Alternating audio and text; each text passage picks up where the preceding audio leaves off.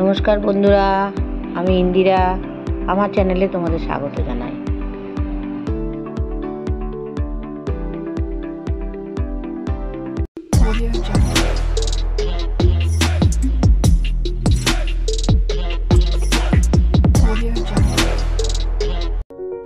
Hello বন্ধুরা, কেমন আছো সবাই?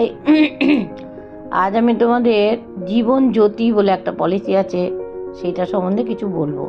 প্ল্যান নাম্বার হচ্ছে 760 জীবন জ্যোতি। এটা 0 এজ থেকে 55 বছর সবাই করতে পারবে, 0 এজ থেকে। আচ্ছা, প্রিমিয়ামটা আমি তোমার 20 বছর টার্ম দিয়েছি, কিন্তু প্রিমিয়াম টার্ম হচ্ছে 15 বছর। এটা নিয়ম আছে একটা, যেমন ধরো 20 বছর যদি তুমি টার্ম নাও, তোমাকে 15 বছর প্রিমিয়াম দিতে হবে। 19 বছর নিলে 14 বছর, 18 বছর নিলে 13 বছর, 17 বছর নিলে 12 বছর, 16 বছর নিলে 12 বছর, 11 বছর, আর 15 বছর নিলে 10 বছর। এই হচ্ছে এটার একটা সিস্টেম। এই সিস্টেমে এটা করতে হবে। আর 2 লাখ তোমার মিনিমাম, এবার যে যা করে। আমি 25 বছরের একটা ছেলে বা মেয়ে যাই হোক, আমি 25 বছর বয়স দিয়ে আমি টার্মটা শুরু করলাম। এটা টার্মটা 25 বছর বয়স, টার্ম হচ্ছে 20 বছর, প্রিমিয়াম টার্ম হচ্ছে 15 বছর। আচ্ছা, এটা যদি হয় তাহলে 5 লাখ টাকায় কি হতে পারে? 5 লাখ টাকায় তোমার ইয়ারলি প্রিমিয়াম হবে 41,821 টাকা, হাফ ইয়ারলি হবে 21,334 টাকা, কোয়ার্টারলি হবে 10,679 টাকা, আর মান্থলি হবে 3559। টোটাল প্রিমিয়াম কত দেবে? 6,14,701 টাকা।